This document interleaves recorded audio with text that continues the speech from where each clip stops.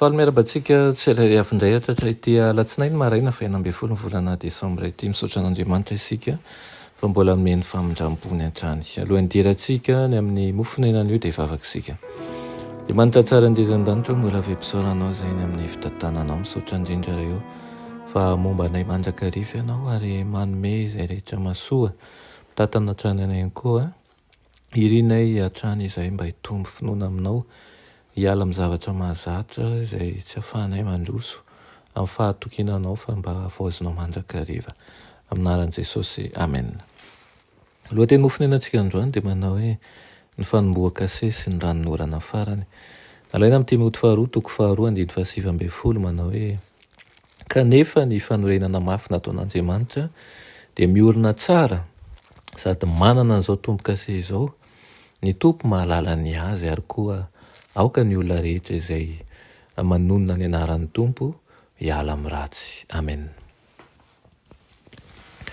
Mialohan'ny ifaranan'ny asa sy ny fanomboakase ny olon'Andriamanitra dia hirotsaka amintsika ny fanahy masin'Andriamanitra eo anivontsika ireo anjelin'Andriamanitra tsy hitaky amintsika velively izay zavatra tsy azontsika tanterahana ny raintsika ny ananitra maniry ny asan'ny vahoakany ao anatin'ny zotom-po izy mila vavaka izy ireo mba hitombon'izy ireo lehilahy sy vehivavy lehibe mahatratra ny hoditsy ny alehiben'ny fahafenoan'i Kristy Jesosy. Tsy ny mambara rehetra ao am-piangonana no mikolokolo ho an'ny tenany izay toetra feno fahamasinana.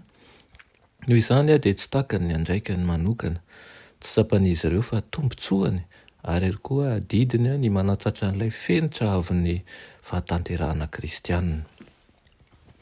Miandrandra ny ranonorana farany ve isika ary matoky sy manana tena n'ilay andro tsara kokoa ve? Rehefa azo hery avy any an-danitra ny fiangonana ka ho vonina amin'ny asa, fanontaniana apetrako aminao izany. Tsy hamelombelona na ihany koa hanome herinao avinanao vinan'ireo kamo izay tsy mampiasa ny herin'ny men'Andriamanitra azy ny ranonorana farany. Tena ilayntsika ny miaina ao anatin'ny rivom-piainana madio sy feno aina izay mamelona sy manatanjaka ny fiainam-panahy. Mila hafanampo bebe kokoa isika. Tokony ho amikery kokoa no hitorintsika n'ilay hafatra lehibe nasaina nambarantsika amin'izao tontolo izao izay hanaitra ny tsimpiano sy hahatonga azy ireny hahita fa miara-miasa amintsika ny avo indrindra. Izy ny loharan'ny fahombiazana sy ny herintsika. Amin'ny herinao rehetra ve no hiezahanao mamerina n'ireo ondrina ho any am-bala indray? Olona narivony maro ao anatin'ny tsy fahalalana no mety azo fampitandremana.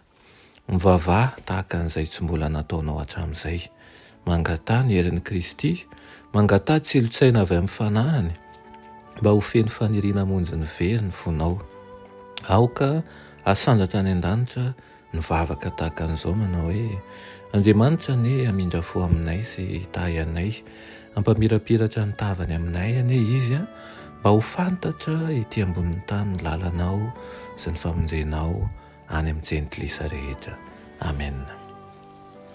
Andriamanitra tia anay tsara indrindra ho zany tokoa ny vavakay dia ny hahatonga anay ho ambasadorinao tokoa eny amin'ny toerana rehetra izay hanirahanao anay ka hahatonga anay hitombo finoana ihany koa eo mpanaovana ny asa.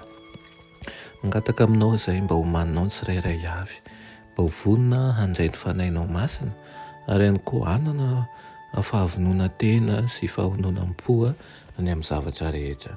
Aminaran'i Jesosy, amen.